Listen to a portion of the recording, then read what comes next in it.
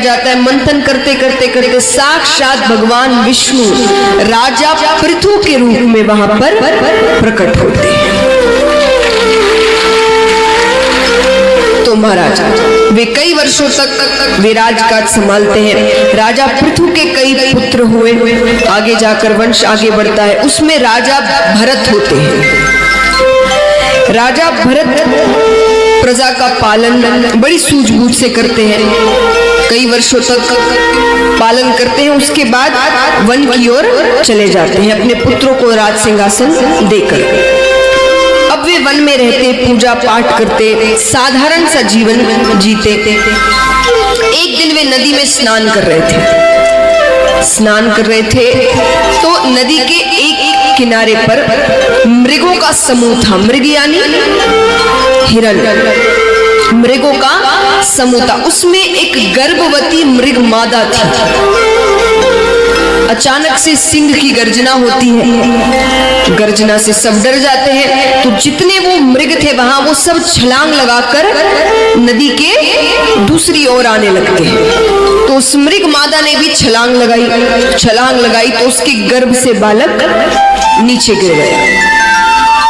अब उस मृग मादा की तो मृत्यु हो जाती है। उस बालक को, क्योंकि भरत जी नदी में स्नान कर रहे थे, वो नदी में गिरता है। भरत जी उसे पकड़ लेते हैं, अपने साथ लेकर अपनी कुटिया आ जाते हैं। अब वे दिन भर उसके साथ रहते हैं। अब देखिए, मनुष्यों का स्वभाव होता है, अगर आप किसी के साथ 24 घंटा रह रहे हैं तो उसमें मोह पड़ जाना स्वाभाविक है,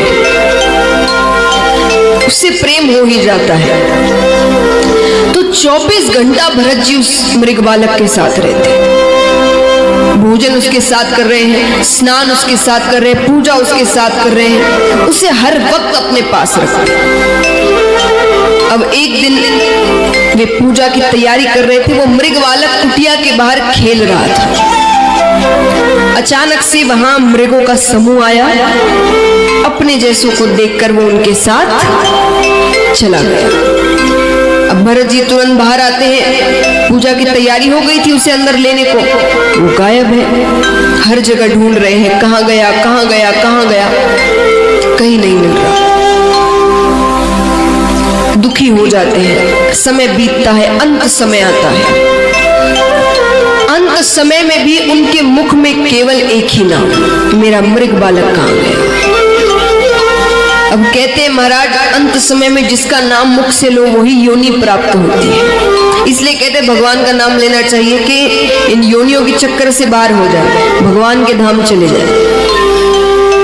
तो उन्होंने मृग बालक का नाम लिया, उन्हें मृग योनि ही प्राप्त हुई। पर क्योंकि अपने राज्य काल में उन्होंने इतने पुण्य किए थे कि उनकी बुद्धि भ्रष्ट नहीं हुई, उन्हें सब कुछ याद था। तब उन्हें एहसास हुआ कि ये मैंने क्या कर दिया। एक मृग के प्रेम में इतना पड़ गया कि अंत समय में मैं उसका नाम ले रहा था। प्रायश्चित करने के लिए वो मृग योनि में भी मन ही मन भगवान का जाप करते, सही समय पर उठ जाते, स्नान करते। तो दूसरी योनि उन्हें मनुष्य योनि प्राप्त हुई। एक ब्राह्मण के घर में उन्होंने जन्म लिया। ब्राह्मण की 2 स्त्रियां थी।